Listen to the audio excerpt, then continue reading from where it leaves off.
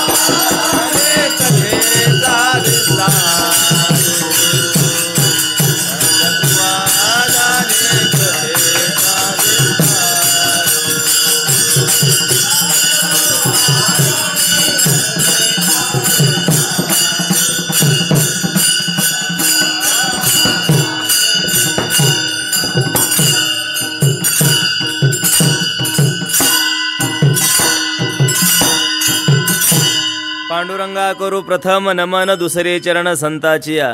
त्यांच्या कृपादाने कथेचा विस्तारू बाबाजी सद्गुरुदास तुका जयांचे केल्या स्मरण होय सकळ विद्यांचे अधिकरण तेची वंदू श्री चरण श्री गुरूंचे ते नमस्कारुणी आता ज्ञान प्रताप विलसत वचनामृतेंच अद्वैत भावपुटुता हितबुद्धी रहस्य ज्ञानेश्वरस्तु भगवान अवतीर्ण एव श्रीरंगनाथं गुरुराज नमोस्तुभ्यं श्रीरंगनाथं गुरुराजवर्यं मुमुक्षुनाम ज्ञानदानैकदक्षं प्रभावती क्षेत्रनिवासिनंतं नमामि वेदांतविदं वरिष्ठं श्री संताचे माथा चरणावरी साष्टांग हे करी दंडवत विठ्ठल विठ्ठल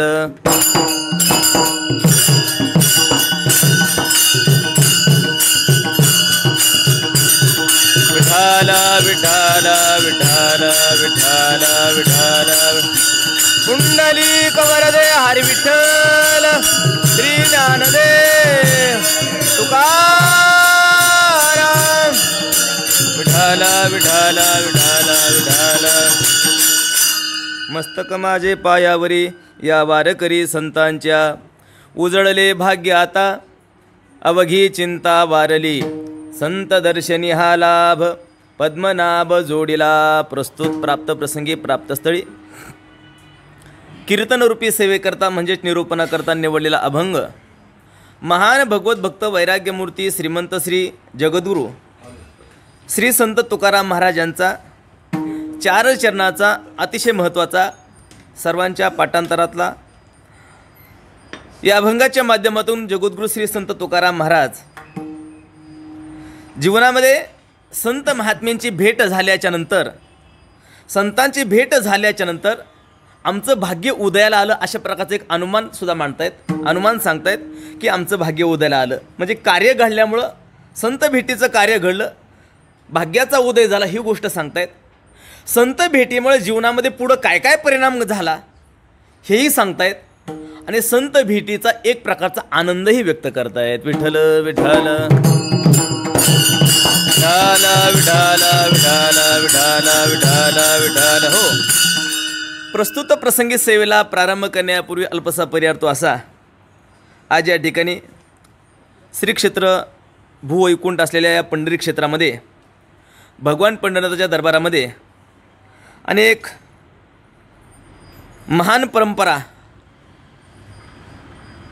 प्राप्त असलेला श्री जळगावकर महाराजांचा फड या फडामध्ये सालाबादाप्रमाणे याही वर्षी अतिशय उत्साहामध्ये श्री हरिभक्तपरायण परमपूज्य आदरणीय गुरुस्थानी असलेले ज्ञानेश्वर माऊली महाराज जळगावकर देशमुख यांचे तीर्थरूप असलेले परमपूज्य आदरणीय श्री हरिभक्तपरायण वैकुंठवासी नामदेव महाराज देशमुख जळगावकर यांच्या 39व्या पुण्यस्मरणाच्या निमित्तानं आज माझ्या दैवयोगानं माझ्या पूर्वपुण्याईनं म्हणा किंवा श्रीगुरू भाऊंच्या कृपेनं म्हणा आणि महाराजांच्या आज्ञेस्तव माझ्याकडे आज या ठिकाणी संत सेवा करण्याचा योग संत सेवा करण्याचं भाग्य माझ्या जीवनामध्ये प्राप्त झालेलं आहे आणि म्हणून यथामती यथावकाश भगवान परमात्मा सद्गुरू ज्याप्रमाणे बुद्धी देतील त्याप्रमाणे आपण आपल्या नियोजित वेळेमध्ये श्री संतांच्या चरणावरती आपली ही वाकपुष्पांजली समर्पित करण्याचा आपण प्रयत्न करणार आहोत विठ्ठल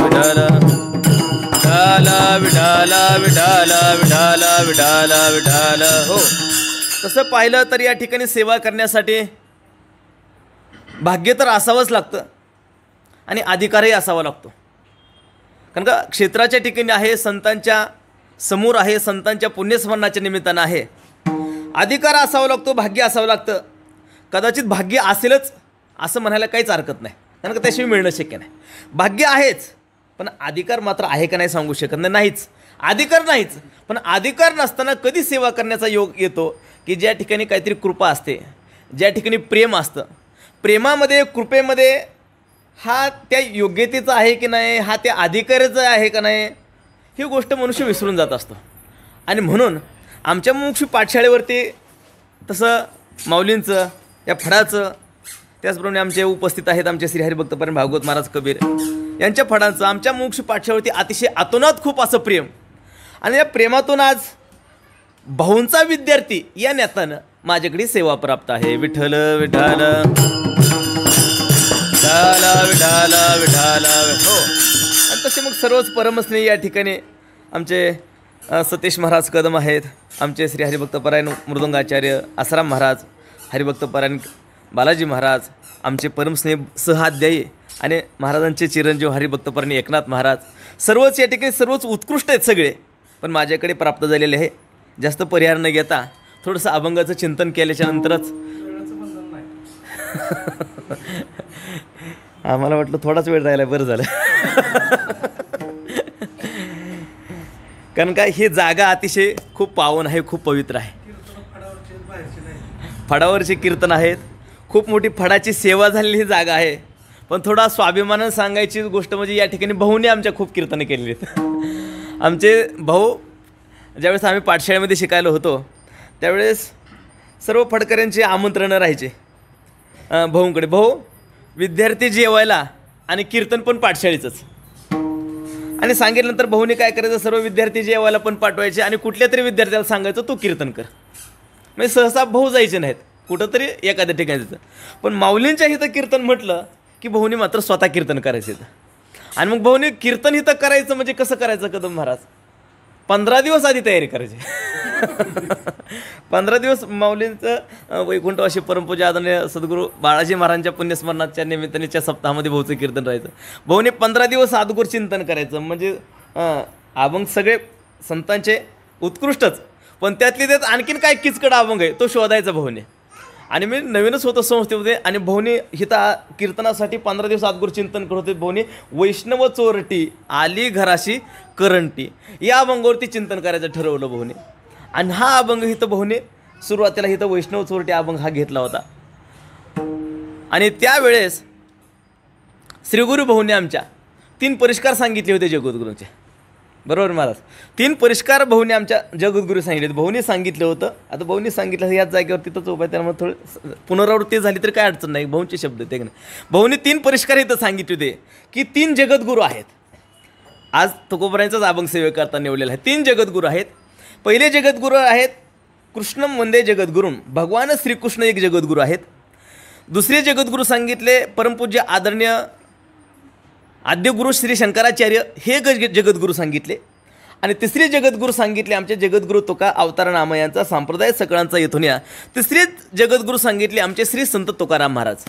पण आमचे श्रीगुरू भाऊ सांगायचे भाऊची भाषा, ते म्हणायचे, आता भाऊंचे थोडे शब्द आठवणार आहेत, ते म्हणायचे 3 जगद्गुरू आहेत पण 3ही जगद्गुरूचं अवच्छेदक मात्र भिन्न भिन्न आहे. थोडं अवच्छेदक शब्द असतात, अवच्छेदक भिन्न भिन्न आहेत.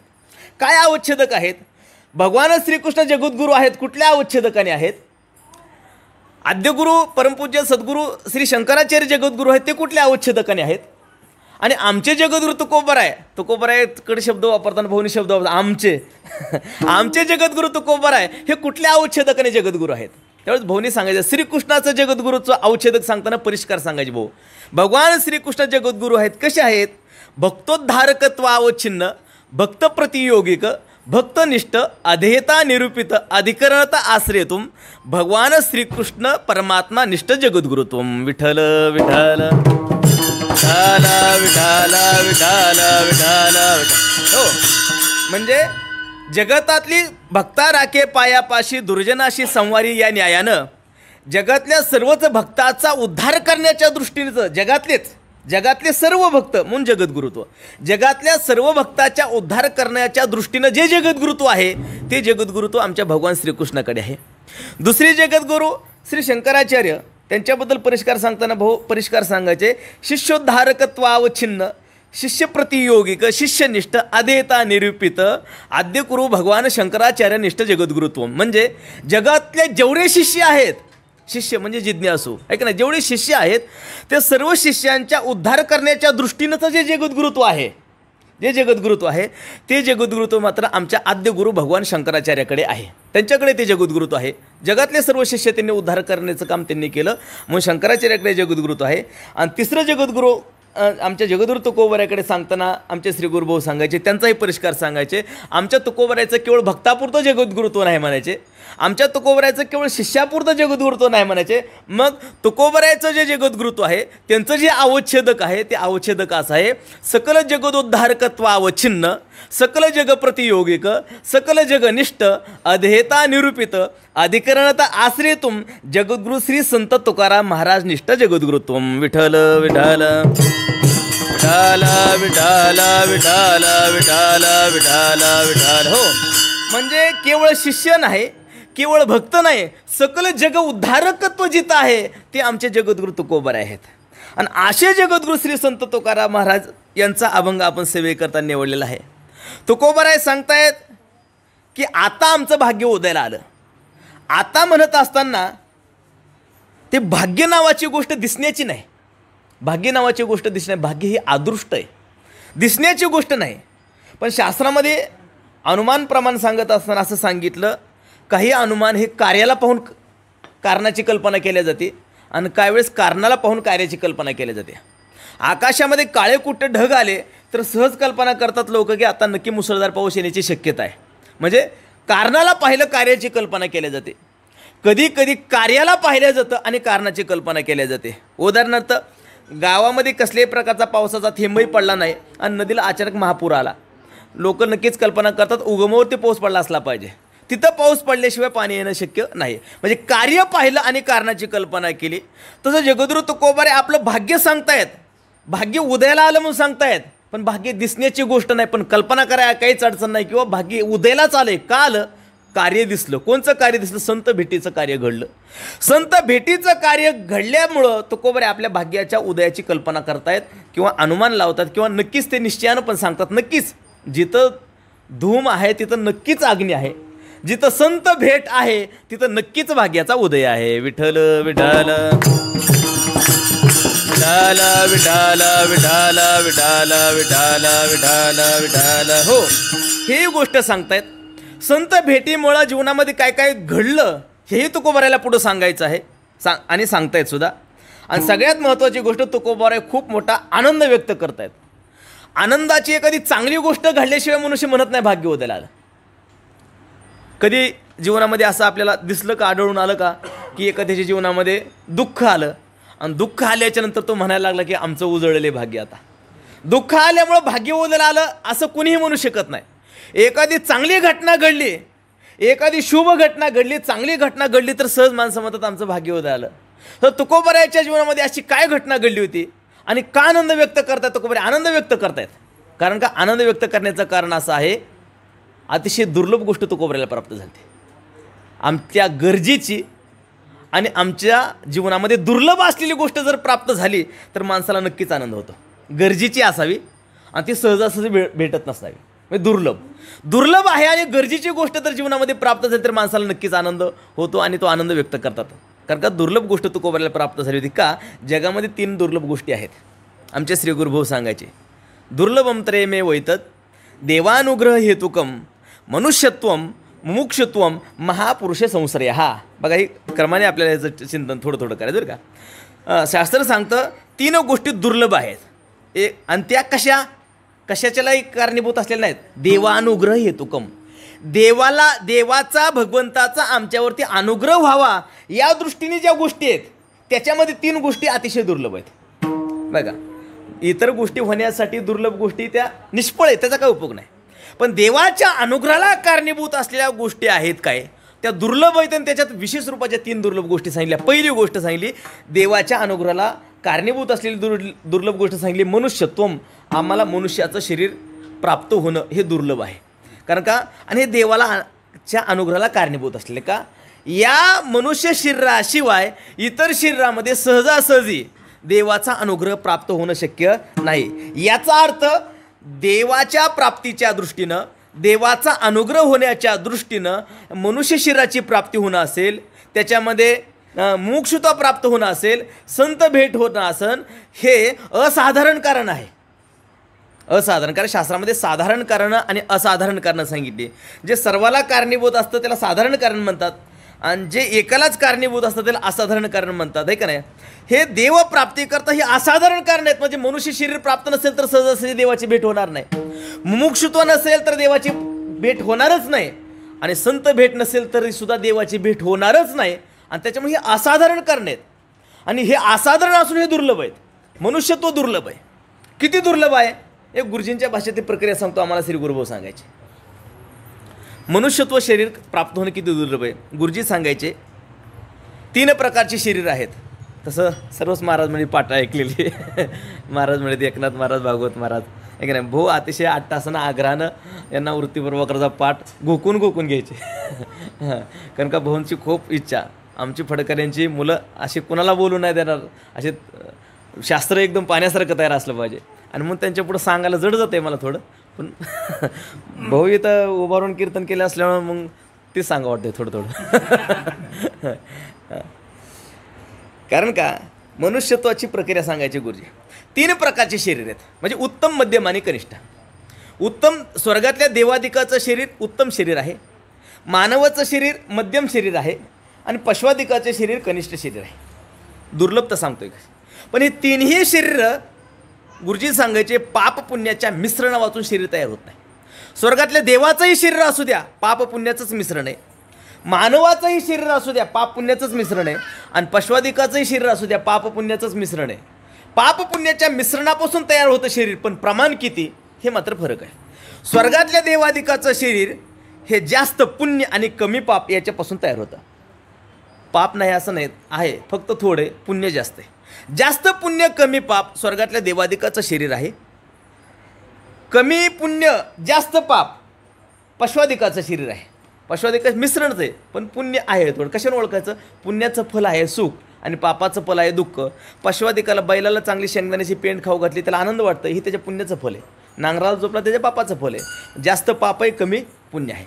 आता राहिलं मानवाचं शरीर, हे मात्र समान पाप पुण्यानं हे मानवाचं शरीर तयार झालं. हे संतांनी सांगितलं, शास्त्राने सांगितलं, सर्वांनी सांगितलं. समान पाप पुण्यानं हे मानवाचं शरीर मिळतं, पण ह्याची दुर्लभता कशी आहे? समान पाप पुण्य व्हावं आणि पुन्हा आम्हाला मानवाचाच जन्म मिळावा याच्यासाठी आम्हाला काय प्रयत्न करता येतो का? अजिबात करता येत नाही. करायला गेलं तर कदाचित आमचं पुण्य जास्त होईल, कदाचित आमचं पाप जास्त होईल. समान करण्याचा आम्हाला काही प्रयत्न करू शकत नाही, ते अदृष्ट आहे, ते दिसतच नाही. आमचं नेमकं आले किती खाली मोठे काही दिसत नाही, आम्हाला काही याचं भान नाही किंवा कळत नाही. मग आमचं कदाचित पुण्य जास्त होईल, कदाचित पाप जास्त होईल. समान व्हावं पुन्हा मानव शरीरच मिळावं असं आम्हाला काही प्रयत्न करता येत नाही. मग प्रयत्न करतात नाही, मग मिळालं कसं? मिळालं असं, पावला हा देह काकटाळी न्याये न घडे उपाय घडू आले. आंधळ्या माणसाने टाळे वाजवावे आणि त्याच्यामध्ये कावळा सापडावा, हा जसा दैवयोग आहे. योगायोगाने तिथं प्रयत्न अजिबात नाही. तसं आमच्या जीवनामध्ये आमचं पाप पुण्य योगायोगानं समान झाले. आम्ही प्रयत्न केला का? अजिबात प्रयत्न केला नाही. योगायोगाने आमचं पाप पुण्य समान झाले आणि योगायोगानं आम्हाला मानव शरीराची प्राप्त झाली. म्हणून संतांनी आम्हाला वचन सांगितलं, नरदेह दुर्लभ जाना, नरदेह दुर्लभ जाना.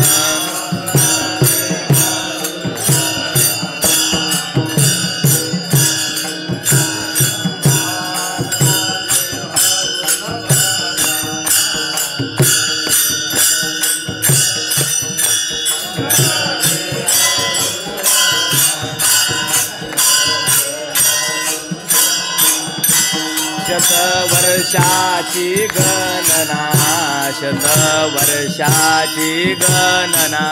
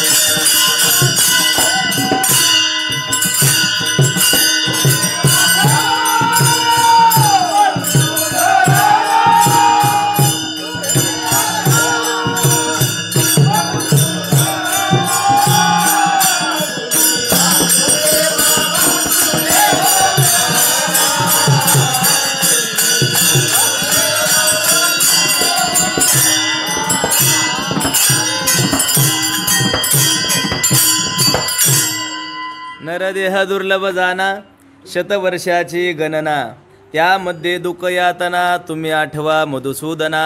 आमच्या संतांनी सांगितलं की नरदेह दुर्लभ जाणं. का दुर्लभ जाणं आहे? आमच्या प्रयत्नानं याच्या प्राप्तीसाठी काहीही प्रयत्न करतात ना, योगायोगानं मिळतोय आणि योगायोगानं हे कधीतरी पापुण्य समान होते आणि म्हणून हे दुर्लभ आहे. हे गुरुजीने प्रक्रिया सांगितली. म्हणून मानवदेह प्राप्त होणं अतिशय दुर्लभ आहे. आणि तुकोबारायांच्या लक्षात आलं मानवदेह तर आपल्याला मिळाला आहे, म्हणजे एक दुर्लभ गोष्ट मिळाली आपल्याला. मानवदेह मिळाला, एक गोष्ट आपल्याला मिळाली. मग आम्हाला जे शिखर गाठायचं त्यासाठी जे टप्पे जे पायऱ्या आहेत त्याच्यामध्ये मानवदेह मिळाला म्हणजे परमात्म्याचा अनुग्रह होण्याच्या दृष्टीने जी दुसरी पायरी आहे मुमुक्षुता प्राप्त होणं म्हणा, जिज्ञासू अवस्था प्राप्त होणं म्हणा, ही मानवदेह मिळालेल्या सर्वाला मिळाली का?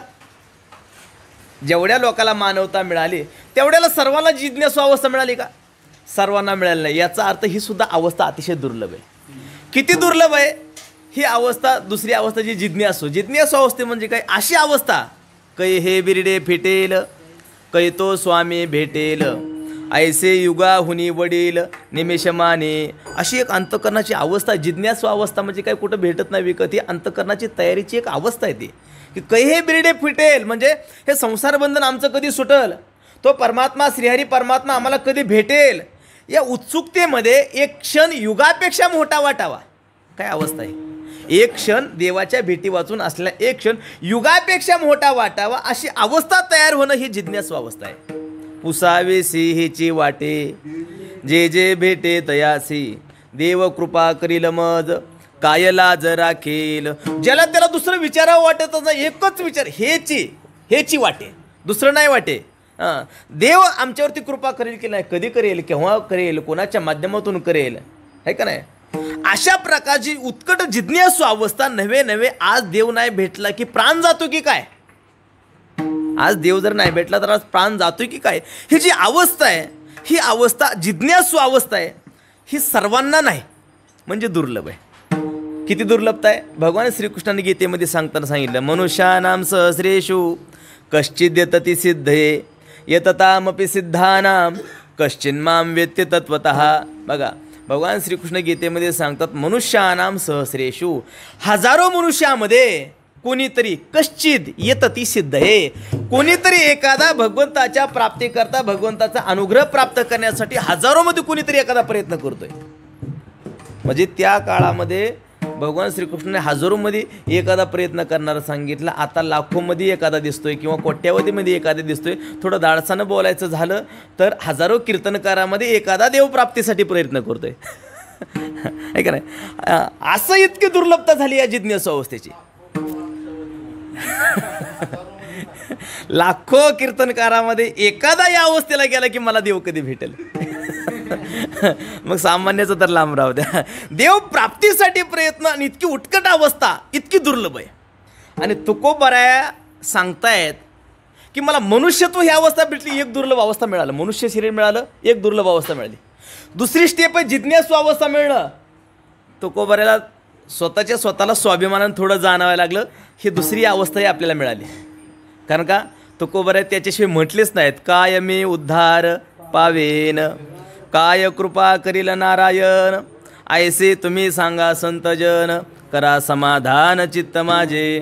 काय मी उद्धार पावेन, माझा काय केव्हा उद्धार होईल, केव्हा मला श्रीहरी परमात्मा भेटेल, अशी उत्कट अवस्था झाल्याशिवाय तुकोबाराया बोललेच नाहीत. कैयाईशी दशा येईल माझे अंगा चित्त पांडुरंगा झुरतसे. ही जिज्ञासू अवस्था येण्यासाठीचा प्रयत्न आहे.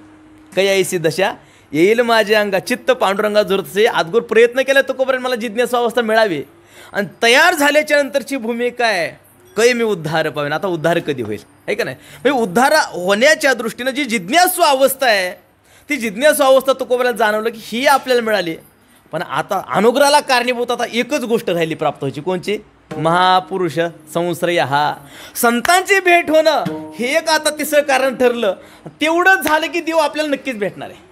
तेवढं झालं की आपल्याला नक्कीच देवाचा अनुग्रह होणार आहे. कारण का देवाच्या अनुग्रहाला कारणीभूत असलेल्या असाधारण गोष्टी किती? 3. मनुष्यत्व, मुमुक्षत्व आणि महापुरुष संश्रय.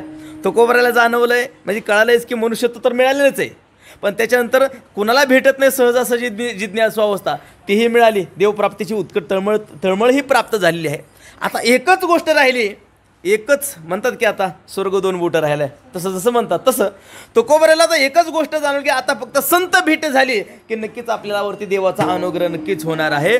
आणि तुकोबराय मनामध्ये तळमळ की आता संत कधी भेटतील, हे की नाही, संत कधी भेटतील अशा प्रकारची तळमळ मनामध्ये आहे. आणि तुकोबरायांच्या जीवनामध्ये आला आता मागच्या वारीचा माघ शुद्ध दशमी पाहुणे गुरुवार.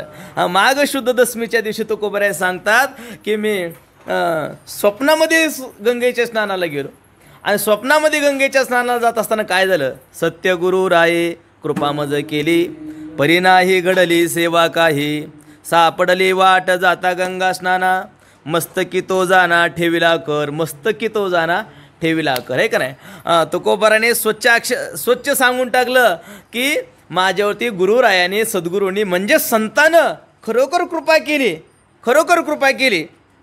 माझ्याकडून काही सेवा घडली नाही, त्यांची काही घडलं नाही, पण तरी देखील कृपा केली. आणि स्वप्नामध्येच गंगेच्या स्नानाला जात असताना मला सद्गुरू भेटले, त्यांनी माझ्या मस्तकावरती हात ठेवला आणि काय केलं त्यांनी, आवडीचा मंत्र सांगितला सोपा, जेने नो हे गुंता कोटे काही. काय सांगितलं, अतिशय आवडीचा सांगितला, अतिशय सोपा सांगितला. आवडीचा आणि सोपा खूप महत्त्वाचे परमार्थामध्ये, आवडीचा आणि सोपा, आहे का नाही. आवडीचा आणि सोपा एक ज्ञानोबारे सुंदर ओवी सांगतात की आवडीचा आणि सोपा कसं, देखे रोगाते जे यावे औषध तरी घ्यावे, परी ते अतिरुच्य व्हावे मधुर जैसे, आहे का नाही. रोग तर घालवायचा आहे, औषध तर घ्यायचं आहे, पण ते औषध कसं पाहिजे, अतिशय मधासारखं गोड पाहिजे. मग काय अडचण आहे का, याला माझा आवडीचा आणि सोपा. एक जणाला काय झालं, आजारी पडला, डॉक्टरांकडे गेला, आधीच गोड खायचा जास्त छंद होता, त्याला गोड खायचा खूप छंद होता, आजारी पडला, डॉक्टराकडे गेला आणि डॉक्टरांनी सांगितलं तुम्हाला बरं व्हायचं असेल तर पथ्य पाळावं लागेल, बरं व्हायचं असेल तर पथ्य पाळावं लागेल. आता पथ्य 2 प्रकारचं असतं आहे, एक काही पथ्य टाकून द्यायचं असतं आणि काही पथ्य स्वीकारायचं असतं, हे नाही. एखाद्या आजाराला डॉक्टर सांगतात रोज तुम्हाला मोड आलेले धान्य खावे लागतील, म्हणजे हे पथ्यच आहे. आणि सांगावं लागतं एखाद्या डॉक्टरला की तुम्हाला आता इथून पुढं तुम्हाला काय चहा पिता येणार नाही, तुम्हाला श्रीखंड खाता येणार नाही, तुम्हाला गुलाबजामुन खाता येणार नाही, असं डॉक्टर सांगतात. पण आम्ही वारकरी खाऊन टाकतो तसं तसं सांगितलं तर डॉक्टरने, तर कारण काही वारकरीच्या संगतीत आल्यावरच भेटतं ना, खावं लागतं त्याच्यामध्ये. घरी सहजासहजी काल आम्ही इथं श्रीखंड खात बसलो, पवन महाराजाला मी म्हटलं इतका भरपूर श्रीखंड गावाकडे कधीच भेटू शकत नाही, आणि त्यामुळे सांगितलं तरी खावंच लागतं का नाही. मग 2 प्रकारचं पथ्य असतं, काही स्वीकारायचं असतं, काही सोडून द्यायचं पथ्य असतं. आणि मग त्यावेळेस त्या डॉक्टरने सांगितलं तुम्हाला बरं व्हायचं असेल तर काय करावं लागेल, ह्याला आधीच गोड खायचा खूप छंद होता, बरं व्हायचं असेल तर तुम्हाला रोज पाव किलो ते अर्धा किलो गोड खावं लागेल. मग ह्याला आता वाईट वाटलं असेल का, बरं वाटलं असेल, बरं वाटलं का, रोगही चालला आणि गोडही खायला मिळायला लागलं. आधीच आवडीचं गोड होतं, रोगही चालला आणि गोडही खायला मिळालं, याचं नाव आहे आवडीचा आणि सोपा. तुकोबारे अदगुरच देवाचं नामचिंतन करत होते, आवडीचं त्याशिवाय म्हणू शकत नाहीत, अदगुरच नामचिंतन करत होते. आणि तोच सद्गुरूंच्या मुखातून मंत्ररूपाने दीक्षात्मक उपदेश तुकोबाराला झाला, संतांची भेट झाली. आणि त्या संतांची भेट झाल्याबरोबर तुकोबाराय म्हणतात अभंगाचं पहिलं चरण.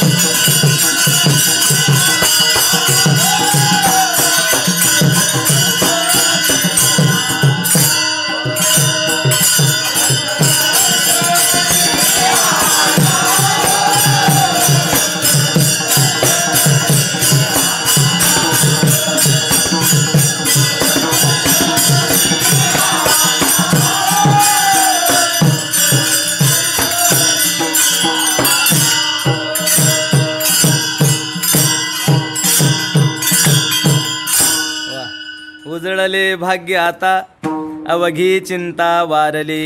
जगद्गुरु श्री संत तुकाराम महाराज अभंगाच्या पहिल्या चरणामध्ये सांगतात, जेव्हा तिसरी दुर्लभ गोष्ट असलेली जी संत भेट, ती संत भेट झाली आणि संत भेट झाल्यानंतर तुकोबऱ्या अनुभव सांगायला लागले. उजळले भाग्य आता, आनंद व्यक्त करायले. आनंदपणे भाग्य आमचं उदयाला आलं. का? देवाच्या अनुग्रहाला कारणीभूत फक्त आता एकच वस्तू राहिली होती भेटायची, एकच गोष्ट राहिली होती संत भेटेची, आणि ते संत भेट झाली. आता देवाचा अनुग्रह नक्कीच होणार, यात काही शंकाच नाही, नक्कीच होणार. आणि ती दुर्लभ गोष्ट मिळाली. दुर्लभ गोष्टी का? ज्या गोष्टीसाठी चंद्रामृत सुखे सेववेल, असता जाता रवी धीरवेल, बाया हेळा सागर तरवेल, परित्या साधूची भेटीना होईल गा. अशी दुर्लभ गोष्ट असलेली संत भेट झाली होती. आनंद व्यक्त होणं नक्कीच आहे, आणि तीही अतिशय देवाच्या अनुग्रहाला कारणीभूत असलेली गोष्ट संत भेट झाली. मग तो कोबऱ्यामध्ये उजळले भाग्य आता, ऐका नाही, भाग्य उदयाला आलं. मग ते परिणाम काय झाला पुढं सांगणार आहेत. पण याच्यातून आणखीन एक महत्त्वाची आपल्याला गोष्ट घ्यायची आहे. तुकोबराजी सांगतायत, आमचे श्री गुरुभाऊ सांगायचे, तुकोबराय संत महात्म्याच्या वाङ्मयातील जेवढे अभंग असतील त्या अभंगामध्ये दोन भाग असतात. एक सांगायचं काय आणि उद्देश्य काय. सांगायचं काय तुकोबरायला हे कळलं पाहिजे, आणि सांगत असताना ती गोष्ट कशाकरता सांगायची म्हणजे उद्देश हे कळलं पाहिजे. विधेयही कळलं, विधेय आणि उद्देश आहे की नाही. विधेयही कळलं पाहिजे, म्हणजे काय सांगायचं हे कळलं पाहिजे, आणि कशाकरता सांगायचं हे कळलं पाहिजे. काय सांगायचं? तुकोबरायला संताची भेट झाली, माझं भाग्य उदयाला आलं, हे तुकोबरायला सांगायचं, सरळ सरळ सांगितले. हे आलं लक्षात आपल्या. पण याच्या सांगण्याच्या पाठीमागं उद्देश काय? तुकोबरायला संताची भेट झाली असेल, त्यांचं भाग्य उदयाला आलं असेल, पण आमच्यासाठी का सांगून ठेवले त्यांनी? काय उद्देश काय मनातला? तर मनातला उद्देश हा एक दुसरा एक आम्हाला उपदेश करायचा उद्देश आहे. कारण का प्रत्येक ह्याच्यातून तुकोबरायला उपदेश करायचा येणं की न रूपानं.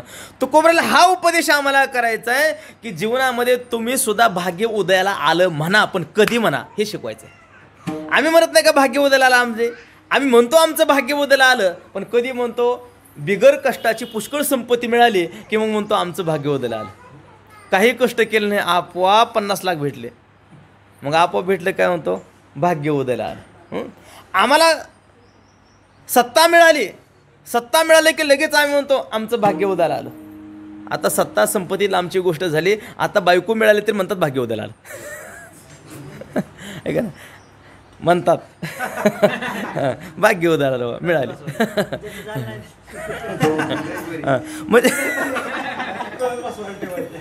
म्हणजे इथपर्यंत आम्ही भाग्याची व्याख्या इथपर्यंत आणली की आम्हाला पत्नी मिळाली तरी भाग्य उदयाला आलं वाटायला लागलं, आम्हाला पुत्रप्राप्ती झाली तरी आम्हाला भाग्य उदयाला आलं वाटायला लागलं, आम्हाला सत्ता संपत्ती मिळाली तरी आम्ही म्हणतो आमचं भाग्य उदयाला आलं. आहे का नाही? म्हणजे आम्ही भाग्याच्या व्याख्या इथपर्यंत आल्यात. मग तुकोबरायला हे शिकवायचं आहे, ह्या गोष्टी प्राप्त झाल्या म्हणजे भाग्य उदयाला आलं म्हणू नका. तुकोबरायने या गोष्टी प्राप्त झाल्यामुळे भाग्य उदयाला आलं कधीच म्हणले नाहीत किंवा म्हणू शकत नाहीत. आहे का नाही? तुकोबरायने शिकवायचं की तुम्ही सत्ता मिळाली म्हणजे भाग्य उदयाला आलं म्हणू नका, संपत्ती मिळाली म्हणजे भाग्य उदयाला आलं म्हणू नका. तुकोबरायने शिकवायचं संत भेट झाली म्हणजे म्हणा की भाग्य उदयाला आलं. ती गोष्ट झाल्यानंतर म्हणा. का बरं ती गोष्ट झाल्यावरच म्हणायचं? तर त्याचं कारण असं आहे, श्री गुरुभाऊ सांगायचे. ते म्हणायचे जीवनामध्ये अशी गोष्ट झाल्यावर भाग्य उदयाला आलं म्हणा की जी गोष्ट प्राप्त झाली असताना पुन्हा दुःख नावाची गोष्टच घडणार नाही, अशी गोष्ट घडली तर म्हणा भाग्य उदयाला आलं. जी गोष्ट प्राप्त झाल्यानंतर पुन्हा दुःखच होणार नाही अशी गोष्ट घडली तर म्हणायचं भाग्य उदयाला आलं. मला सांगा किती ऐश्वर्य प्राप्त झालं म्हणजे पुन्हा दुःख होत नाही? गुरुजी सांगायचे, भाऊ सांगायचे आम्हाला, पुष्कळ संपत्ती प्राप्त झाली, पुष्कळ संपत्ती प्राप्त झाली म्हणजे दरिद्री गेली का दुःख गेलं म्हणायचे? फक्त दरिद्री गेली, दुःख नाही गेलं. दुसरं दुःख कशाचं शिल्लकच आहे आमचं. मुलगा नाही याचं दुःख शिल्लक आहे, आरोग्य चांगलं नाही याचं दुःख शिल्लक आहे, हे मिळालं नाही त्याचं दुःख शिल्लकच आहे. हे का नाही? दुःख शिल्लक. म्हणजे फक्त पैशाने काय गेली तुमची? फक्त दरिद्री गेली, दुःख नाही गेलं. मग दुःख जर गेलं नसेल तर मग त्या पैसे मिळालं म्हणजे भाग्य उदयाला म्हणायचं का? दुःख शिल्लक असेल तर ऐका नाही. पण संत भेट जीवनामध्ये झाली, आणि संत भेट जीवनामध्ये झाल्याच्या नंतर तर आमच्या तुकोबराधिक संतांचे अनुभव कसे आहेत? दुःख ते कैसे नये स्वप्नासी, भुक्ती मुक्ती झाल्या कामारी दास. एक नाही, दुःख नावाची गोष्ट स्वप्नात सुद्धा नाही, ही जी अनुभूती आहे त्याला कारण संत भेट.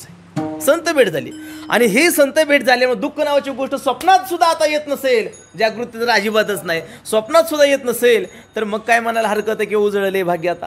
म्हणून तुकोबाराय सांगतात शिकवायचं अशी गोष्ट घडली तरच भाग्य उदयाला म्हणा, हे तुकोबाला याच्यातून आम्हाला उपदेश करायचा आहे. विठ्ठल विठ्ठल विठ्ठल विठ्ठल विठ्ठल हो, हा उपदेश हे करायचा आहे. आणि हे सांगायचं आहे की भाग्याच्या उदयाशिवाय संत भेट सुद्धा होत नाही. भाग्याचा उदय ते हे जोडी संत पाय, हे पण सांगायचं की भाग्याच्या उदयाशिवाय संत भेटणं हे विधेय आहे.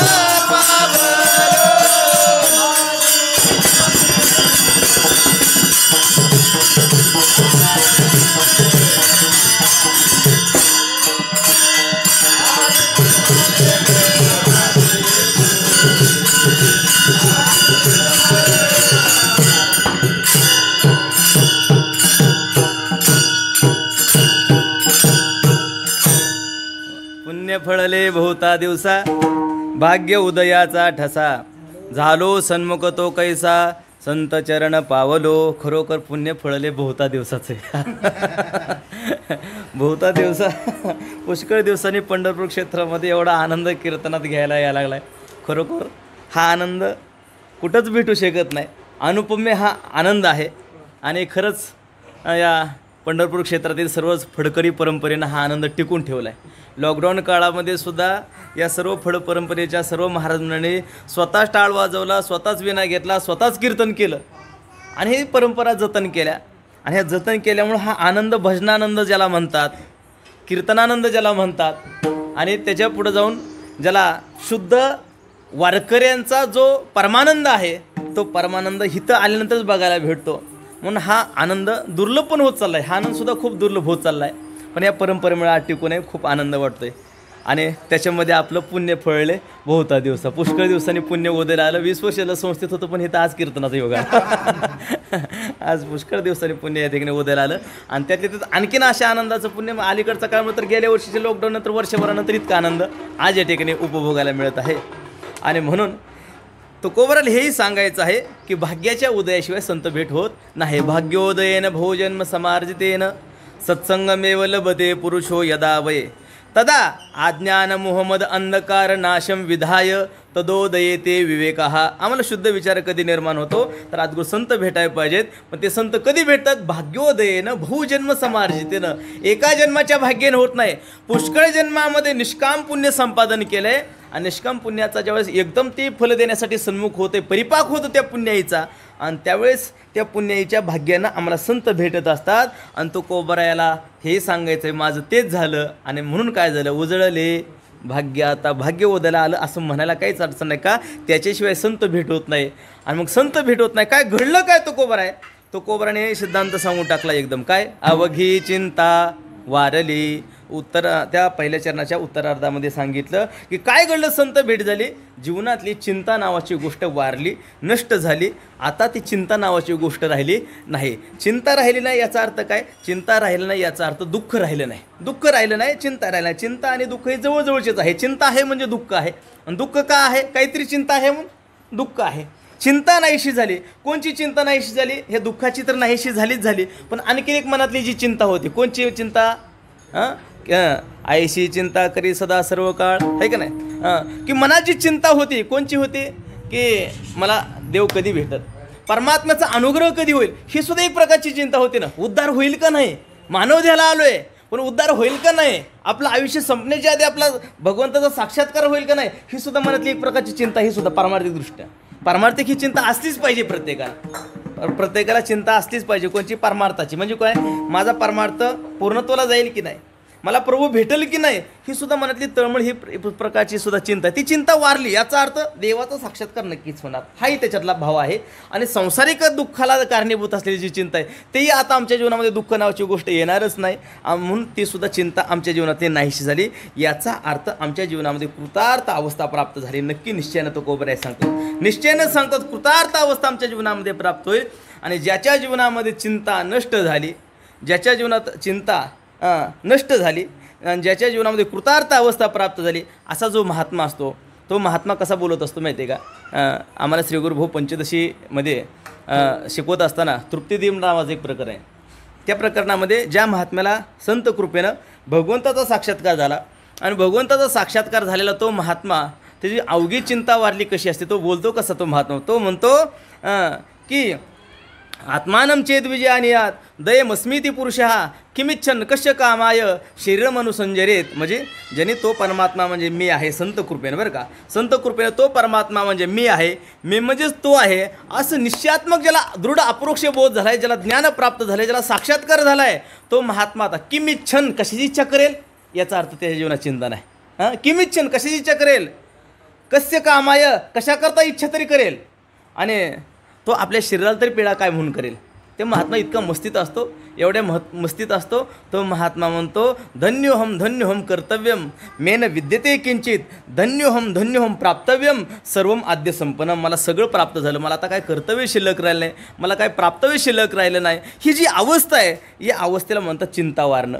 तो महात्मा बघा आणखीन किती तो चिंतारहित अवस्था असते त्या महात्म्याची. तो महात्मा म्हणतो की दुःखिनोज्ञा संसरंतु कामं पुत्रादिपेक्षया परमानंद पूर्णोहम संसरामी किमिच्छया. दुःखी असलेले, अज्ञानी असलेले पुत्राधिकाच्या अपेक्षेने खुशाल संसार करोत. बघा किती चिंता राहते. खुशाल संसार करोत, मी मात्र कसा आहे, परमानंद पूर्णोहम संसारामी किमिच्छया. मी मात्र पूर्ण परमानंद स्वरूप प्राप्त झालोय. मी किमिच्छया, कुठल्या इच्छेनं आणि काय म्हणून संसार करावा, ही जी अवस्था आहे याला म्हणतात अवघी चिंता वारली. चिंताच नाहीशी झाली. मग तुकोबाराने तसं स्पष्ट शब्दात वरी उल्लेख केला. फक्त भाग्य वगैरे आलं आणि चिंता नाहीशी झाली. तुकोबाराला विचारलं नेमकं तुकोबारा घडलं काय, घडलं काय. घडलेला प्रकार तुकोबारा सांगायला लागले. मला संताचं दर्शन झालं, संत दर्शनाने पद्मनाभ जोडला आणि पद्मनाभ जोडल्यामुळं चिंता वारली. अभंगाचं दुसरं चरण.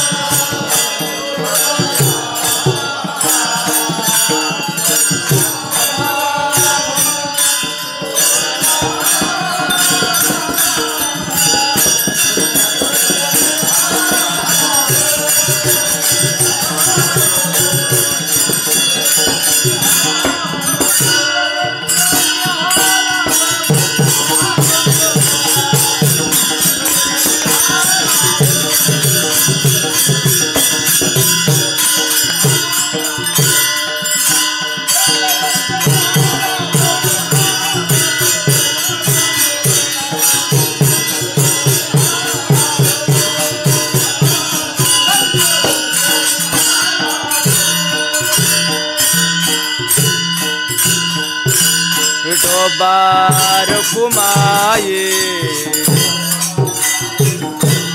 जय जय विठोबार कुमाये जय जय विठोबार कुमाये जय जय विठोबार कुमाये विठोबार कुमाये कुंडली कवरदे हरी विठ्ठल श्री ज्ञानदेव तुकारा विठोबार कुमाये जय जय विठोबार कुमाये जय जय विठोबार कुमाये कुंडली कवरदे हरी विठ्ठल श्री ज्ञानदेव तुकारा विठोबार कुमाये ढोबाल ढोबाल ढोबाल ढोबाल ढोबाल डोबा डोबा डोबा डोबा डोबा डोबा डोबा डोबा डोबा डोबा डोबा डोबा डोबा डोबा डोबा डोबा डोबा डोबा डोबा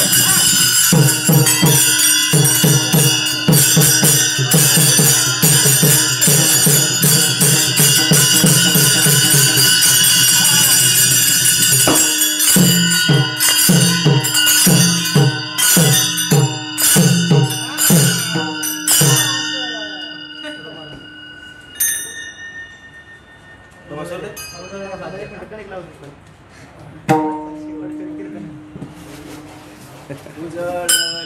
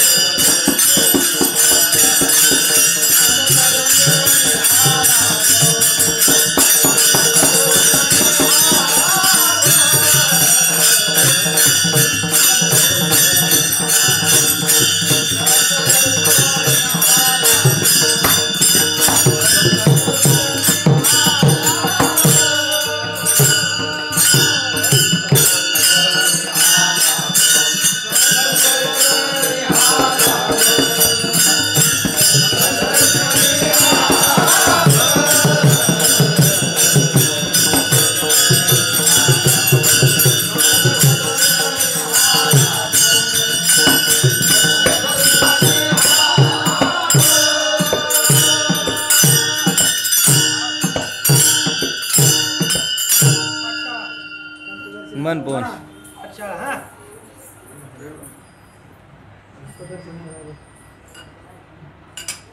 संत दर्शनी हाला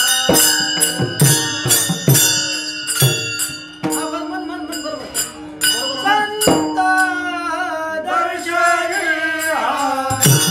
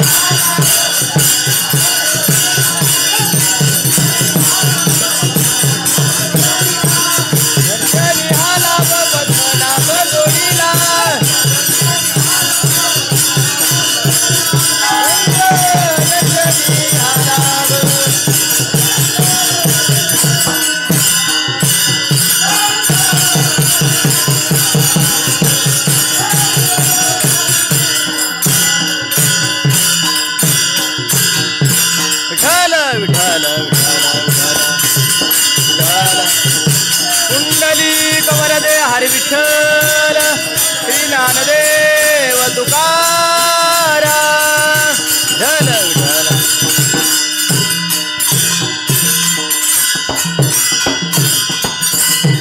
उजळले भाग्य आता अवघी चिंता वारली, संत दर्शनी हा लाभ पद्मनाभ जोडीला. जगद्गुरु श्री संत तुकाराम महाराज अभंगाच्या दुसऱ्या चरणामध्ये सांगतात की भाग्य उदयाला आलं म्हणतोय किंवा माझी अवघी चिंता वारली ही जी गोष्ट मग त्याला कारणीभूत काय. मेन गोष्ट तुकोबराने अभंगाच्या ध्रुवपदामध्ये सांगितली की संत दर्शनी हा लाभ. संत दर्शनामुळेच कळालं की माझं भाग्य उदयाला आलं आहे, कारण त्या कार्यामुळं कारणाची कल्पना केली. संत दर्शनामुळंच पद्मनाभ जोडला आणि पद्मनाभ जोडल्यामुळंच अवघी चिंता वारली. कारण का संत दर्शन आणि संत दर्शनामुळं पद्मनाभ जोडणं. संताच्या दर्शनामध्ये अनेक गोष्टी घडत आहेत, वेळेअभावी सर्व विस्ताराने चिंतन करत नाही. फक्त संत दर्शन झालं, संतांचं दर्शन झालं आणि संतांचं दर्शन झाल्यामुळं पद्मनाभ ज्याच्या नाभीमध्ये पद्म आहे असा भगवान श्रीहरी परमात्मा आम्हाला जोडला. मग तो सगुण रूपाचा असेल कदाचित तो निर्गुण रूपाचा असेल, दोन्ही प्रकारचा जोडण्याकरता संतांचीच गरज आहे. तो सगुणाचाही भेट झाली आणि निर्गुणाचाही साक्षात्कार झाला, तो जोडला आहे का नाही. तो जोडला. निर्गुणाची ओळख असते आणि सगुणाची भेट असते. गुरु रे भाऊ सांगायचे सगुण परमात्मा मला संत दर्शनामुळे भेटला आणि निर्गुणाची ओळख झाली. परोक्ष रूपाने हे कळाला आणि अपरोक्ष रूपाने हे तो आम्हाला कळाला. तो म्हणजे मी आहे हेही कळालं, मी म्हणजे तो आहे असंही कळालं. आमच्या श्री गुरु भाऊनी मला एक सिद्धांत सांगितला होता, म्हणजे आत्मा परमात्मा रूपाने कळावा आणि परमात्मा आत्मरूपाने कळावा. मग ते सांगत असताना थोडं घटून घ्यायचे आम्हाला आहे की नाही पाठामध्ये. ते म्हणजे आत्मा परमात्मा रूपाने कळाला म्हणजे काय होतं आणि परमात्मा आत्मरूपाने कळलं म्हणजे काय होतं. तर त्यावेळेस सांगायचे आत्मा परमात्मा रूपाने कळाला म्हणजे आत्म्याची परिच्छिन्नता जात असते. म्हणजे अगोदर आम्ही संकुचित समजतो आमच्या आत्मस्वरूपाला, परमात्मा आमच्या स्वरूपाला जे परिच्छिन्न समजतोय तो आता परमात्मा रूप जाणायला लागलो. याचा अर्थ त्याची परिच्छिन्नता गेली, त्याला व्यापकता येत असते. आणि तो परमात्मा आत्मरूपाने जाणला म्हणजे त्या परमात्म्याला आतापर्यंत आम्ही परोक्ष समजतो, आहे पण तोच मी आहे असं झाल्यानंतर त्याची आता परोक्षता निघून गेली, याचा अर्थ तो अपरोक्ष झाला. असं दृढ निश्चयात्मक असं दोन्ही प्रकारचं ज्ञान होणं, या ज्ञानाला कारणीभूत सुद्धा संत दर्शनी हा लाभ. संत दर्शनच आहे आणि संत दर्शनाने हा परमात्मा जोडल्यामुळंच अवघी चिंता वारली. परमात्मा जोडला आणि म्हणून आमच्या जीवनातली चिंता नावाची गोष्ट नाहीशी झाली. आता चिंता राहील नाही, याचा अर्थ दुःख राहील नाही आणि परमानंदाची प्राप्ती झाली. मग तुकोबाराला विचारलं तत किम, आता पुढं काय. परमात्मा मिळाला, संत दर्शन झालं, भाग्याचा उदय झाला, परमात्माही मिळाला आणि परमात्मा मिळाल्यानंतर कर्तव्य राहत नाही, प्राप्तव्य राहत नाही. मग आता काय म्हणल्यानंतर तुकोबाराय सांगितले आता एक महत्त्वाची गोष्ट आहे. कोणची गोष्ट आहे. असं आहे श्री गुरु भाऊ सांगायचे जीवनामध्ये एखादी गोष्ट प्राप्त झाल्याच्यानंतर त्या गोष्टीचा योगही झाला पाहिजे आणि त्या गोष्टीचा क्षेमही झाला पाहिजे. योग म्हणजे काय आणि क्षेम म्हणजे काय. अप्राप्तस्य प्राप्तिर्योग हा आणि प्राप्तस्य रक्षणम क्षेम हा. अप्राप्त वस्तूची प्राप्ती होणं याला योग म्हणतात आणि प्राप्त वस्तूचं रक्षण होणं याला क्षेम म्हणतात. पद्मनाभ जोडला आहे म्हणजे हा जीवनामध्ये प्राप्त झालेला योग आहे. पण जोडलेला परमात्मा टिकला सुद्धा पाहिजे, म्हणजे त्याचं जोडलेपणचं रक्षणसुद्धा झालं पाहिजे. बऱ्याच वेळेस जोडलेला परमात्मा अंतरण्याची सुद्धा शक्यता असते. असंभावना विपरीत भावना निर्माण झाल्या, विचारसागराच्या भाषेत म्हटलं तर आहे का नाही. असंभावना विपरीत भावना निर्माण झाल्या तर जोडलेला परमात्मा अंतरण्याची सुद्धा शक्यता असते आहे का नाही. आणि म्हणून तो अंतरला, याचा अर्थ काय, तो योग आला होता पण क्षेम झाला नाही म्हणायची वेळ आली पण आहे का नाही. मग योगही झाला पाहिजे आणि क्षेमही झाला पाहिजे. याचा करता तो कोबऱ्या सावध आहेत परमार्थामध्ये आणि तो कोबऱ्या समजा आता जोडलेला परमात्मा काय करणार, आमची संपुष्ट अशी जी हृदयपेटी, त्या हृदयपेटीमध्ये आम्ही परमात्म्याला साठवणार. याचा अर्थ त्या परमात्म्याचा आम्ही क्षेम करणार. अभंगाचं तिसरं चरण. संपुष्ट हे हृदय पेटी करुणी पोटी साठवू, संपुष्ट हे हृदय पेटी.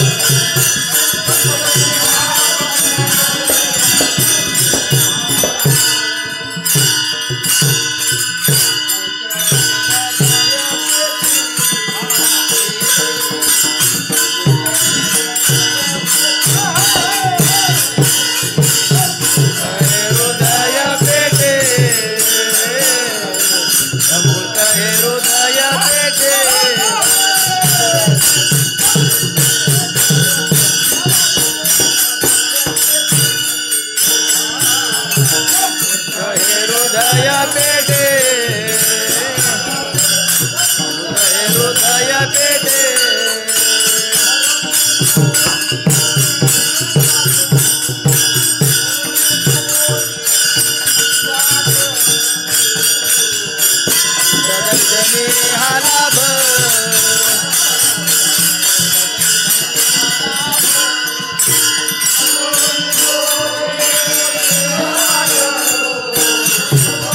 कोटी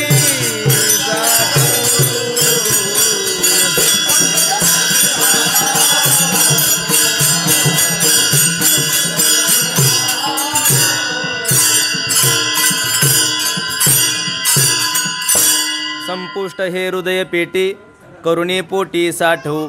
जगद्गुरु तुकोबरे अभंगाच्या तिसऱ्या चरणामध्ये सांगतात, आता पद्मनाभ जोडलाय, आम्हाला परमात्मा मिळालाय, पण मिळालेला परमात्मा सांभाळला सुद्धा पाहिजे. मग सांभाळायचा कसा? संपुष्ट हे हृदय पेटी. संपुष्ट, सम्यक पुष्ट, हा म्हणजे एकदम पुष्ट असलेली हृदयपेटी. हृदयपेटी पण कशी पुष्ट? पुष्ट असली म्हणजे काय? भक्ती, ज्ञान आणि वैराग्यानं युक्त असलेल्या हृदयपेटीमध्ये, कसल्याही हृदयपेटीमध्ये तो परमात्मा थांबू शकत नाही. भक्ती, ज्ञान आणि वैराग्यानं युक्त असलेली म्हणजे संपुष्ट असलेली अशी जी आमची हृदयपेटी, त्या हृदयपेटीमध्ये आम्ही करुणे पोटी साठवू. त्या हृदयपेटीमध्ये आतमध्ये आम्ही साठवणार, त्याला हृदयात साठवणार, त्याला साठविणार आहे हृदय संपुष्टी. आहे की नाही? कुठं राहतो? हृदयात राहतो. पण कशा हृदयामध्ये? संपुष्ट हृदयातच राहतो. भक्ती, ज्ञान, वैराग्ययुक्त हृदयामध्येच तो राहतो. आणि त्या हृदयात आम्ही त्याला साठवणार. नाहीतर काय असतंय, आणि त्याच्यात साठवलेला जाऊ शकत नाही. त्याच्यात एकदा साठवलं का तो अंतरूच शकत नाही. कारण का एक छोटंसं उदाहरण सांगतो आणि पुढे चलतो बरं का. श्री संत सूरदास महाराजांचं. श्री संत सूरदास महाराज आंधळे होते आणि आंधळे असताना तीर्थयात्रेला निघाले. आणि तीर्थयात्रेला जात असताना रस्त्यानं असा एक प्रसंग आला की जंगलाचा प्रवास चालू झाला. आणि जंगलातून चालता चालता दिसत नसल्यामुळे तो एका विहिरीच्या दिशेने ते निघाले. एक विहीर होती खूप खोल. चालत चालत ते विहिरीच्या जवळ आले. एवढ्या जवळ विहिरीच्या आले की आत्ता काय 5-6 पावलं टाकल्याच्या नंतर ते सूरदास महाराज विहिरीतच पडणार होते. आंधळी होते ना. पण ज्यावेळेस भक्ताला संकट पडतं त्यावेळेस भगवान परमात्मा येतोच, आहे का नाही? मागे पुढे उभा राहे संभाळीत आलिया घाद निवाराया. भगवान परमात्मा येतो. भगवंतानं एका गुराख्याचं रूप धारण केलं आणि गुराख्याचं रूप धारण करून सूरदास महाराज जवळ आले आणि म्हटले, महाराज कुठं निघाले? महाराज म्हणाले, निघालो तीर्थयात्रेला. अहो इकडं कुठं तीर्थयात्रा? समोर विहीर आहे, 4 पावलं टाकलं तर विहिरीत पडसाल तुम्ही. चला मी तुम्हाला रस्ता दाखवतो. आणि म्हणून देवानं सूरदास महाराज हात धरला. सूरदास महाराज म्हणले, तसं नाही चालायचं, तुमचा हात आमच्या हातात द्या. आंधळी माणसं खूप हुशार असतात. आपला हात कधी दुसऱ्याच्या हातात येत नाही, त्याचाच हात धरणार. वेळ आला तर सोडून द्यायला आपल्या इकडे तरी पळायला, आहे का नाही? सूरदास महाराजांनी देवाचा हात धरला आणि हात धरला आणि देवाने सूरदास महाराजाला रस्त्यावरती आणला. आता आणलंय म्हटल्यानंतर सूरदास महाराजाचं कर्तव्य, आपण कोण, गाव कुठलं, कुठून आले, बरं झालं तुम्ही आलात, नाही तर मी विहिरीत पडलो, विचारणं कर्तव्य आहे का नाही? आपल्याला साधं एखाद्याने मोटरसायकलवर इथून इथपर्यंत नेलं तरी आपण तेवढ्यात बसलो नुसतं उतरलो तर त्याला बरं वाटत नाही, अजिबात नेणार बरोबर. बसल्या बसल्या म्हणा लागतं, बरं झालं तुम्ही थांबला, तो तुमच्या आधी 4 जण गेली पण कोणी थांबले नाहीत, नसली गेली तरी म्हणायचं. मग तो म्हणतो, महाराज आपला स्वभावच असा, तुम्ही हात नाही केला तर मी थांबलो असतो म्हणतो. आणि त्यातले त्याला त्याच्या गाडीचं वर्णन खूप आवडतं. त्याला म्हणतो, काय गाडी तुमची भारी हो, काय फायरिंग आहे गाडीची. मग त्याला इथल्या चौकात जायचं असलं ना आपल्या पुढल्या चौकात जायचं असलं तर ते पुढं सोडतंय. पण गाडीचं वर्णन करावं लागतं. एखाद्या गतिरोधकून जोरात आदळली तरी म्हणायचं, काय गाडीची सॉकअप सरीत भारी. मग त्याला ते म्हणतो, महाराज 5 वर्ष झालं अजून पानासुद्धा लावून यायला. त्याला आनंद वाटतो, आहे का नाही? तसं सूरदास महाराजांना देवाने रस्त्यावरती आणलं होतं, जगाच्या चालकाने आणलं होतं. मग सूरदास महाराज सुद्धा बोलणं कर्तव्य होतंच ना. आणि बोलले सूरदास महाराज, सांगा आपलं गाव कुठलं, आपलं नाव काय? बरं झालं तुम्ही आला, सांगा आपलं नाव सांगा. नाव सांगा म्हटल्यानंतर ह्या जगाच्या चालकानं भगवंतांना काय केलं, नाव तर सांगितलंच नाही पण हाताला झटका मारला आणि बाजूला पळाले. आता रस्त्यावर त्यांनी काम संपलं होतं देवाचं. हाताला झटका मारला आणि थोडंसं बाजूला पळाले. तेव्हा सूरदास महाराजांनी ओळखलं, हा दुसरा तिसरा कोणी नाही, हा जगाचा चालक हा भगवान परमात्माच आहे, असं सूरदास महाराजांनी ओळखलं. आणि सूरदास महाराजांनी एक वाक्य उच्चारलं, ते अतिशय महत्त्वाचं आहे. का संपुष्ट हृदयपेटीतून तो जाऊ शकत नाही, हे मला सांगायचं आहे बरं का. सूरदास महाराज म्हणतात, अरे देवा हस्तमुच्छिप्पे यातोशी येतात किंवा अद्भुतम. अरे देवा तू माझ्या हाताला झटका देऊन पळाला, याच्यात काय आश्चर्याची गोष्ट आहे, काय नवलाची गोष्ट आहे? हाताला झटका दिला आणि पळाला, काही नवलाची गोष्ट नाही. मग हृदयात येदी यास्यसी पौरुषम गणयामी ते. अरे देवा तू माझ्या हृदयातून निघून दाखव. काय शब्द? तू माझ्या हृदयातून निघून दाखव, त्यावेळेस तू खरा पुरुषार्थमन आहेस असं मी तुला समजतो. हे सूरदास महाराजांनी वाक्य उच्चारलं का? तो हृदयातून भगवान परमात्मा निघू शकत नाही का? हृदयामध्ये जो संतांनी बांधलाय, कशा हृदयात बांधलाय? संपुष्ट हे संपुष्ट हृदयामध्ये भक्ती ज्ञान वैराग्याने युक्त हृदयामध्ये भक्ती प्रेमाने बांधलाय. आणि भक्ती प्रेम असं असतंय, विस्तारानं सांगत नाही आता, एक श्लोक सांगतो. प्रेमाचं बंधन सगळ्यात किती कठीण असतंय. श्री गुरु भाऊने आम्हाला एक श्लोक सांगितला होता. बंधना आणि खलु संती बहुनी प्रेमरज्जुकृत बंधनम अन्यत दारू भेद निपुणोपी षडंगरी निष्क्रियो भवती पंकज कोशे. सांगतात की अनेक प्रकारची बंधने जगामध्ये, पण प्रेमरूपी दोरीने केलेलं बंधन काही वेगळंच असतं. का तर त्याने सांगितलं की दारू भेद निपुणोपी, दारू म्हणजे संस्कृत भाषेमध्ये अत्यंत वाळलेलं लाकूड पोखरण्यामध्ये निष्णात असलेला षडंगरी म्हणजे 6 पायाचा भोंगा. किती वाळलेलं लाकूड असू द्या, तो पोखरतोच. पण तोच भोंगा जर कमळकोशामध्ये गुंतला तर ज्ञानोबराय सांगतात ते तर उत्तीर्ण होईल प्राणे परी कमळदळ चिरून येणे. त्या कमळकोशामध्ये जर भुंगा गुंतला तर तिथं तो मरतो, पण कमळाच्या पाकळीचा छेद करत नाही. ज्याला लाकूड टोक करता येतं त्याला कमळाच्या पाकळीत छेद करता येणार नाही का? नक्कीच येतो, पण तो करत नाही. का? तिथं प्रेम प्रीतीचे बांधणे ते न सुटे काही केले, तो तिथून प्रेमाने बांधलाय. तसं भगवान परमात्मा आमच्या संताच्या हृदयामध्ये भक्ती प्रेमाने बांधलाय, आणि प्रेमाने बांधलेला परमात्मा तिथून अंतरू शकत नाही. मग तो कोबरा सावध आहेत, पद्मनाभ जोडलाय पण सांभाळायचा आहे. मग करुणी पोटी साठवतो त्याला आम्ही. कसा? संपुष्ट हे हृदयपेटी, संपुष्ट अशा हृदयपेटीमध्ये साठवणार. मग तो कोबऱ्याला विचारलं एक जणांना, म्हणले महाराज साठवणं म्हणजे काय? कुठून तरी आणायचं आणि एकत्रित करून त्याचं नाव साठवणं आहे. मग तुम्ही परमात्मा कुठून तरी आणला हृदयात साठवलं असं काय आहे का? तो कोबऱ्या म्हणले तसं काय नाही. मग तुका म्हणे होता ठेवा तो या भावा सापडला. तो कोबऱ्या म्हणले तो कुठून आणला नाही, कुठून साठवला, असं जमा केला नाही, गोळा केला. तुका म्हणे होता ठेवा, तो आमच्या हृदयातच होता, तो आधीच आमच्या हृदयामध्ये होता. पण तो या भावा सापडला, म्हणजे तो या संत भेटी या भावातच आम्हाला सापडला. संत भेटीमुळेच तो आम्हाला सापडला. होता तिथंच, पण आतापर्यंत सापडत नव्हता, म्हणजे कळत नव्हता आम्हाला, ओळखल्या जात नव्हता, कळल्या जात नव्हता. कशाप्रमाणे एक ओवी सांगतो आणि सेवा सांगतो बरोबर का? ज्याप्रमाणे यानवर एक सुंदर ओवी सांगतो. वारा आबाळाची फेडी वाचूनी सूर्या ते न घडी हाते बाबुळी धाडी तो ये न करी. ज्ञानोबा गोड ओवी सांगतात की ज्याप्रमाणे सूर्याच्या समोर ढग आले आणि सूर्य दिसेनासा झाला. सूर्य दिसेनासा झाल्यानं त्यावेळेस थोडी वाऱ्याची झुळूक आले. त्या वाऱ्यानं ढगाला बाजूला केलं आणि सूर्य दिसायला लागला. मला सांगा, वाऱ्यानं ढगाला बाजूला केलं का सूर्य निर्माण केलं? ढगाला बाजूला केलं, फक्त सूर्य तिथं होताच. ढग बाजूला केला की तो दिसायला लागला, सूर्य तिथं होताच. दुसरं उदाहरण दिलं ज्ञानोबाने, हाते बाबुळी धाडी तो येणं करी. एखाद्या विहिरीमध्ये आपण पाणी पिण्याकरता उतरलो आणि त्या विहिरीमध्ये पाण्यावरती पूर्ण शेवाळं होतं, खाली पाणी होतं आणि वरी शेवाळं होतं, पाणी दिसत सुद्धा नव्हतं. मग आपण काय केलं, आपल्या हातानं शेवाळं बाजूला केलं आणि पाणी दिसलं. मग हातानं शेवाळं बाजूला केलं का पाणी निर्माण केलं? शेवाळं बाजूला, पाणी तिथं होतंच. तसं आमच्या अंतःकरणामध्ये आवरण दोषामुळं परमात्मा हा झाकलेला होता, अज्ञानामुळे झाकला होता. संतांनी तो आमचा अज्ञान नावाचा दोष बाजूला केला. परमात्मा हृदयात होताच. तुका म्हणे होता ठेवा, तो हृदयातच होता. पण संत भेट या भावामध्ये आम्हाला सापडला. आणि म्हणून तो कोबऱ्याने पुन्हा सांगा वाटलं तो कोबऱ्याला, संत दर्शनी हा लाभ. तर संत दर्शनामुळंच ते आमचा आवरण दोष गेला आणि पद्मनाभ आम्हाला जोडला. आणि संत दर्शनामुळे ह्या सगळ्या गोष्टी घडलेल्या आहेत. आणि म्हणून आम्हाला हे आमच्या जीवनामध्ये या पंढरी क्षेत्राच्या निमित्ताने, पंढरी वारीच्या निमित्तानं संताचं दर्शन झालं पाहिजे आणि त्यावेळी आमचा उद्धार होणार आहे. म्हणून आज वैकुंठवासी परमपूज्य श्री हरिभक्तपरायण परमपूज्य नामदेव महाराज देशमुख जळगावकर यांचं आज या स्मृतीच्या निमित्तानं, पुण्यस्मरणाच्या निमित्तानं त्यांचं एक आम्हाला दर्शनच मिळालेलं आहे. आणि त्या दर्शनानंच आमच्या जीवनामध्ये आम्हालाही पद्मनाभ जोडल्या जावा, भगवंताची प्राप्ती व्हावी, हेच आपण या ठिकाणी सदिच्छा व्यक्त करायची. सर्वच या जळगावकर महाराजांच्या पडावरती प्रेम करणारे सर्वच महाराज मंडळी या ठिकाणी उपस्थित आहेत. आदरणीय श्री हरिभक्तपरायण आमचे भागवत महाराज कबीर, श्री हरिभक्तपरायण आमचे सतीश महाराज कदम, श्री हरिभक्तपरायण मृदंगाचार्य आसाराम महाराज साबळे, श्री हरिभक्तपरायण आमचे परममित्र बालाजी महाराज बोराडे, श्री हरिभक्तपरायण पवन महाराज डगे, सर्व आमच्या मोक्ष पाठशाळेचे सर्वच महाराज मंडळी विद्यार्थी. आणि हा सोहळा या ठिकाणी बहुनी जिथं कीर्तन केली तिथं करण्याचा योग माझ्या जीवनामध्ये प्राप्त झाला एकनाथ महाराजांच्या निमित्तानं. आणि म्हणून अशी सेवा माझ्या सद्गुरू कृपेने, संत कृपेने मला घडत राहो, ही या निमित्ताने एक सदिच्छा व्यक्त करतो. झालेली सेवा भगवान पंढरपूरचे माऊली ज्ञानोबरांचे दुर्त कुरबारे चरणी, श्री संत नामदेव महाराज यांच्या चरणी, श्री संत बाळाजी महाराज यांच्या चरणी, गुरुनामगुरू रंगनाथ महाराज परमडकर गुरु यांच्या चरणी, ज्यांच्याकडे माझं वेदांत शास्त्राचं अध्ययन झालं असे श्री हरिभक्तपरायण परमपूज्य आदरणीय श्री गुरुभाऊ यांच्या चरणी समर्पित करतो. जे योग्य असेल ते माझ्या गुरुरे भाऊंचं आहे, अयोग्य आहे ते मात्र माझ्या बुद्धीचे दोष आहेत. यदत्र संष्टोम किंचित तद गुरुरे ओमे नाही, यदत्रा संष्टोम किंचित तन्म गुरोर नाही. ज्ञानेश्वर माऊली ज्ञानराज माऊली तुकाराम, ज्ञानेश्वर ज्ञानेश्वर माऊली नाडराज माऊली ज्ञानेश्वर माऊली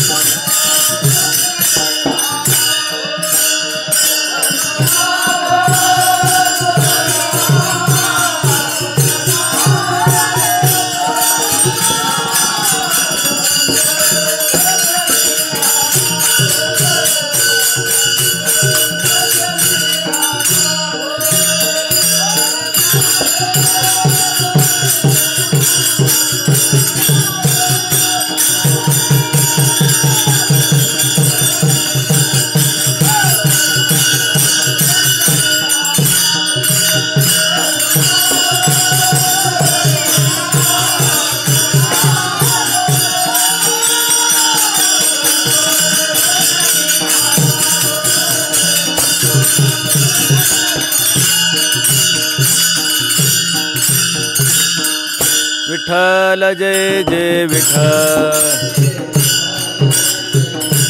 जय विठ्ठल जय जय विठ्ठल.